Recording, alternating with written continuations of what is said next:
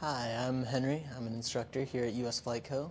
I've been instructing here for about 6 months now, and today I'm going to talk to you about getting your commercial pilot's license.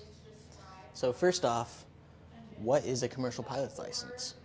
Well, it's a license that lets us essentially be paid. It allows us to fly for compensation or hire and carry passengers and property for compensation or hire. So how do we go about getting that? Well, first things first, got to be 18 years old. We need to be English proficient, so we need to be able to speak, read, write, and understand English. We need to already have our private pilot's license.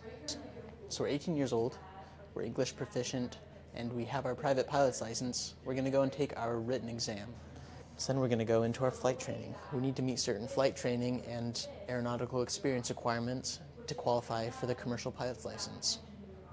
So our flight experience, we need 250 hours of total flight time.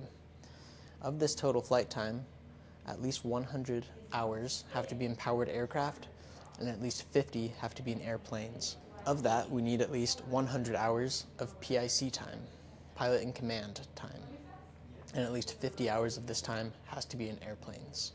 As part of that 100 hours of pilot in command time, we also need 50 hours of cross-country time. Cross-country flight is 50 miles point to point between two airports, so we need at least 50 hours of doing that, and at least 10 hours of that has to be in airplanes. We need 20 hours of flight training. This is time with your instructor actually in the airplane. Of this, we need at least 10 hours of instrument time.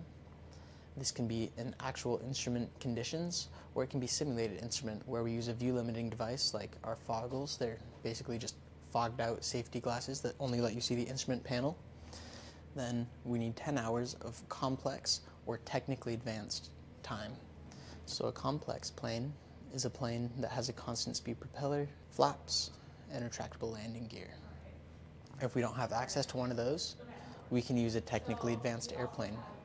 So a technically advanced airplane has a primary flight display that has all of your flight information, and a multifunction display that has a moving map on it, as well as a 2-axis autopilot.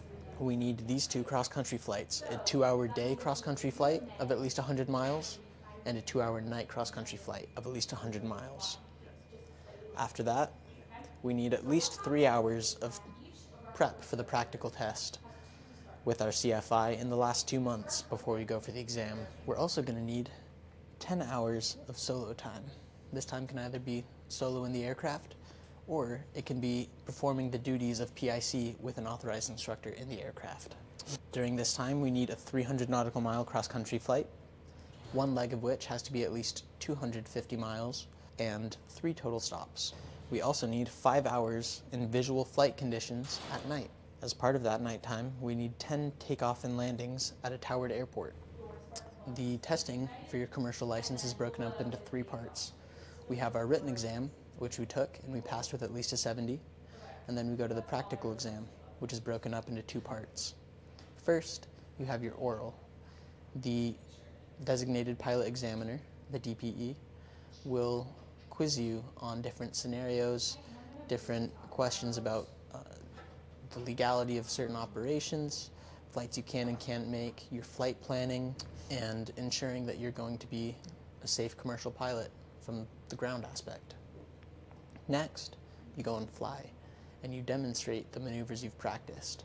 These include lazy eights, chandelles, steep spirals, and a variety of landings showing that you have mastered aircraft control and are proficient and safe to be a commercial pilot.